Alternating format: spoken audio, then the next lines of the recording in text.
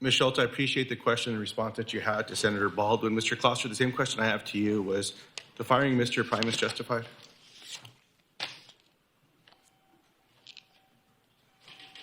I didn't know him. I don't know the circumstances. Please turn your microphone on. Oh, sorry.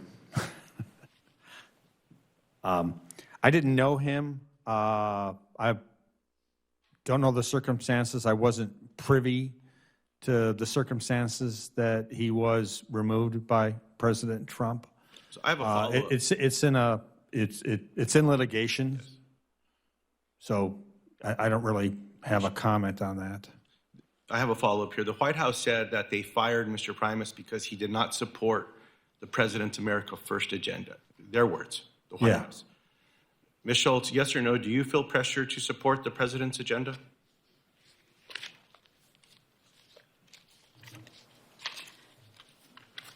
Thank you for the question, Senator. The answer to that is no. Again, I think in response to other questions, in my time on the board with pending matters, I approach it from a pretty similar manner, which is to look at the applicable law, including any statutes, regs, existing precedent. I also review the record extensively, consider the arguments on the merits, and the policy principles that are set forth by Congress in the rail transportation policy. I'm sorry that the senator from Ohio has to leave after what he shared. I was going to share with him some statistics from DWI in Ohio and how many people die there every year. I was also going to respond to all that happened recently under President Trump with the nonsense that came from Elon Musk with termination after termination, threat after threat. My House Republican colleagues have been home for, 40, 50 days. I don't know what they're up to. Speaker Johnson, when he was asked about bringing them back specific to pay the controllers, Speaker Johnson said, quote, he wouldn't bring the House back to pay controllers because he said it'd be a waste of our time. Look, I don't want to get in a back and forth of pointing fingers. I'm tired of that. And I'm falling guilty to it every day. It's time to fix this stuff. The reason there wasn't a shutdown under the previous administration with Democrats in the majority working with our Republican colleagues is we worked together. Those CRs were amended. Democrats and Republicans got together to do the right thing for the American people. We need to do that again. And I'm certainly hopeful that we'll get there as well. I'm sorry that Senator Moreno doesn't want to see that there's a 26% increase in DWI deaths in Ohio. That one of the leading causes of fatalities in Ohio is people getting killed by people driving drunk. I hope that we'll have a chance to have a conversation, and that rather than just trying to throw a swing, you want to sit here and you're going to listen to the response as well. I'm just terribly sorry about that as well, but let me just get back here to close, and I appreciate the follow-up here. Mr. Kloster, just same question to you. Do you feel pressure to support the President's agenda?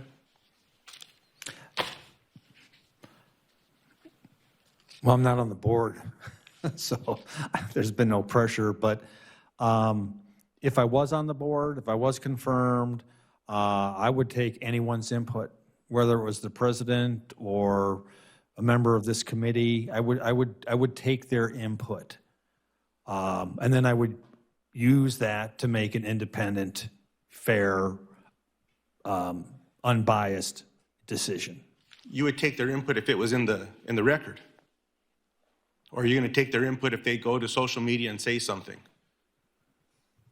Yeah, I'm not on social media.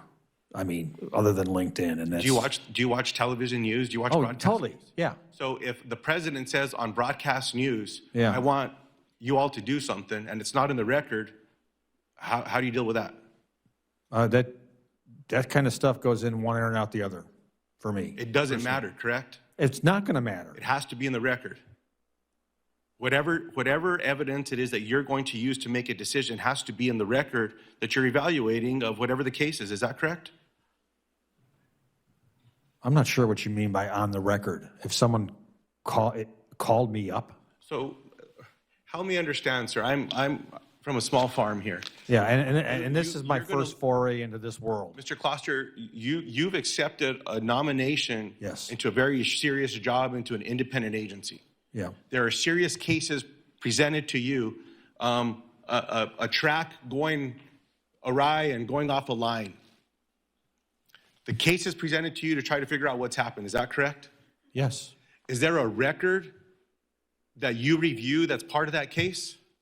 Or what would you call it? What's the paper that gets put in front of you that you have to read and understand that all the evidence, all the investigations, what is that called? What do you call it? Because I want to use your No, I word. understand what you mean by record now. Yeah. Would you call it a record? Yeah, application, Okay, so I'm using all the the right word. evidence. Okay. If someone tells you to do something in the news, since you watch the news, you don't do social media, but you watch the news, and it's not in the record, as we've just had a conversation about what the record is, do you just completely ignore it? Does it have no bearing in the outcome of the case?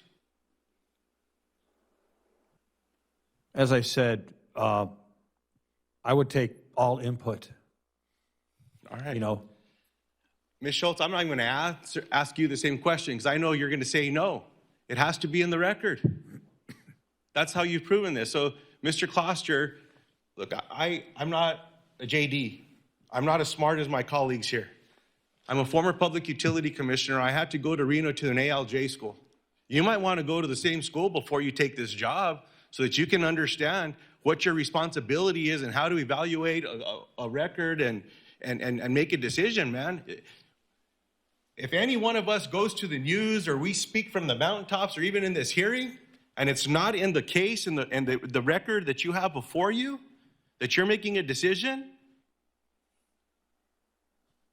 it don't matter, man. I certainly hope that we just get to that case. And Mr. Chairman, maybe you and I can support some budget and funding to get some ALJ training for some of these folks, and I'd be proud to co-sponsor it with you. Well, I appreciate that recommendation. And I also admit that, you know, if confirmed, there's going to be a bit of a learning curve for me in understanding how things are done. And I commit to getting up to speed as quick as I can. There's a good school in Reno. I'd be happy to get you information on it if you'd like it, Mr. Kloster. Thank you. Very good. Thank you to each of the nominees, Mr. DeLue, Mr. Kloster, Ms. Schultz. My final question is required of all nominees. If confirmed, do you pledge to work collaboratively with this committee to provide thorough and timely responses to this committee's requests and to appear before the committee when requested? Yes, Senator. Yes, Senator. Yes, Senator. Thank you. I have 31 letters of support from various organizations for the nominations of Mr. DeLue, Mr. Kloster, and Ms. Schultz. I ask unanimous consent that these letters be inserted in the hearing record.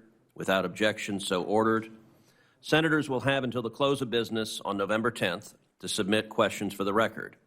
The nominees will have until the close of business on November 13th to respond to those questions. That concludes today's hearing. The committee stands adjourned.